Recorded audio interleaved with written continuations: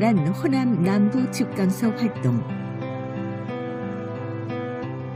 전라도 서남부 해안가에 있는 무안고을에서는 초기부터 농민군의 활동이 두드러졌다. 전주 화약을 맺은 후 농민군 수백 명이 여기저기서 돈과 곡식을 빼앗았다.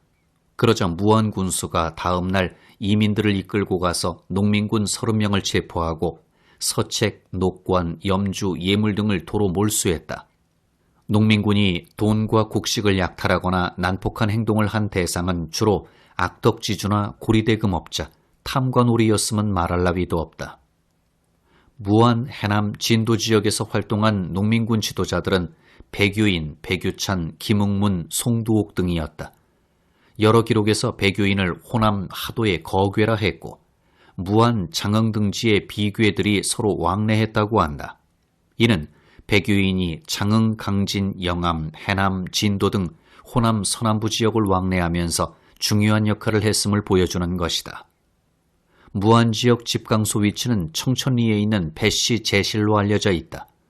무안 집강소는 배상옥과 배정기가 지휘했던 것으로 보인다. 청천리에서는 배상옥과 백유찬 말고도 많은 배씨가 농민혁명에 참여했다. 배상옥이 이끄는 서남부 지역 농민군도 다른 지역과 마찬가지로 탐관오리와 불량한 토호들을 징치하는 활동을 전개했다. 또한 배상옥은 목포진을 공격해 무기를 빼앗기도 했다. 순무, 선봉진 등록에 의하면 지난 6월에 이전 만호가 있을 때 동학의 무리 수천이 본진에 돌입해 달려와서 군기를 몽땅 약탈해 갔다고 한다. 강진, 장흥 지역의 농민군 활동도 치열했다. 강진에서는 전주 화약 이전부터 적지 않은 농민군이 주둔해 있었지만 전주성을 점령한 농민군이 귀향하면서부터 농민군의 활동이 본격적으로 시작되었다. 이 시기 강진, 장흥 지역의 농민군은 장흥의 자라번지와 강진읍내 장터 등의 농민군 도소를 설치하고 토호들을 잡아다 징치했다.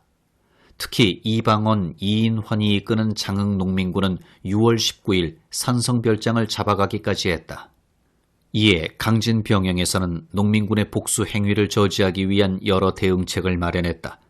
먼저 전라병사 서병무가 6월 20일경 농민군을 질책하는 포고문을 만들어 보내자 농민군은 자신들이 봉기한 목적은 탐관오리를 처벌하는 데 있다는 점, 그리고 관군 측에서 먼저 군사를 이끌고 와서 죽이려 했기 때문에 의기로 일어났다는 점을 밝혔다. 강진 지역 농민군도 평소에 자신들을 괴롭히던 토호들을 잡아 징치했다. 강진의 농민군은 신지를 근거지로 집강소 활동을 전개하고 있었다. 특히 백정부대의 집단 활동이 눈길을 끈다. 강진의 도소가 설치된 것은 장흥의 농민군이 강진으로 몰려와 합세한 이후로 여겨진다. 한편 해남 지역에서는 전주 화약 직후인 6월 12일에 현감을 찾아가 집강소 설치를 협의했으며 17일경에는 집강소를 설치하며 2천여 명의 농민군을 모아 세력을 과시한 것으로 보인다. 동서로 길게 펼쳐진 해남현에서 서쪽의 남리 지역은 김신영, 동쪽은 김춘두가 대표적인 인물이었다. 해남 집강소는 김춘두가 책임을 맡았던 것으로 여겨진다. 김춘두는 해남 읍내 사람으로 많은 농민군을 거느렸으며 집강소는 읍내 남동에 설치되었다. 해남 농민군은 7월 무렵 빈민구제 활동도 적극적으로 전개했다. 도인 경과 내력에 따르면 윤 병사로부터 받아들인 4,300량 가운데 1,110량을 민간에 나누어 주었고 500량은 관노와 사령, 관청의 남녀 종들과 머슴들에게 나누어 주었다. 윤 병사는 이곳 양반인 윤씨 부치로 병사를 지낸 인물로 보인다. 진도에도 집강소가 설치되었으나 활동이 순조롭지 못해 이들 농민군은 영광, 무장 등지에 협조를 요청했다.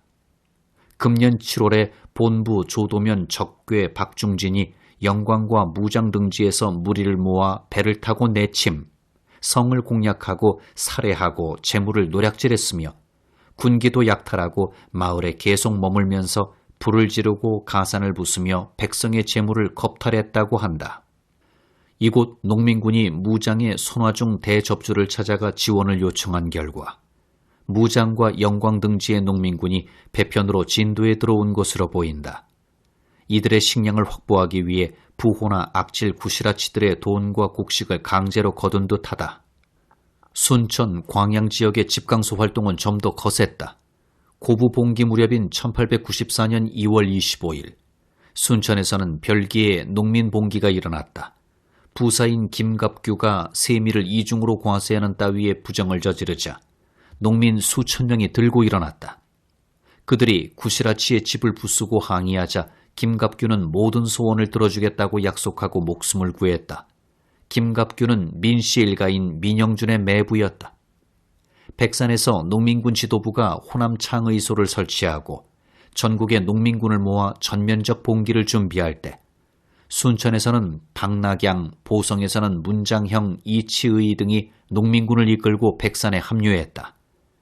이어서 여름에 집강소 활동을 전개할 때 순천을 중심으로 보성, 광양, 나간, 흥양 등지의 접소에서는 유하덕, 유복만, 안규복, 이수희 등이 접주로 활동했다.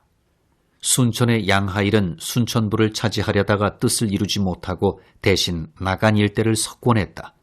그 뒤 집강소 기간인 6월에 김갑규가 달아나고 영장인 이풍이도 여수 전라 좌수영으로 가서 목숨을 부지했다.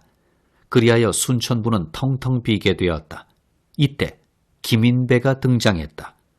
전주에서 농민군이 퇴각할 때 김인배는 고향 금구를 떠나 남쪽 순천 등지로 진출했던 것이다.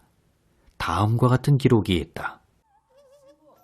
김인배가 이끄는 무리는 각 처에 비도가 모여 10만이 되었는데 성중에 들어와 영호도회소를 설치하고 관가에 군기를 빼앗고 남의 돈과 재물을 빼앗으면서 감히 군수라고 일컬으며 돈을 배당하고 곡식 거두기를 마음대로 했다. 순무선봉 진등록. 김인배가 순천 관하에 집강소를 설치하자 조정에서는 뒤늦게 김갑규 후임으로 이수홍을 임명해 보냈다. 그러나 그는 꼭두각시처럼 김인배가 시키는 대로 따랐다. 김인배는 순천에 본부를 두고 영호수 접주 자리에 현지 농민군 지도자인 유하덕을, 영호 도집강으로는 정우형을, 성찰로는 권병택을 임명해 영남 호남의 대접주가 되었다.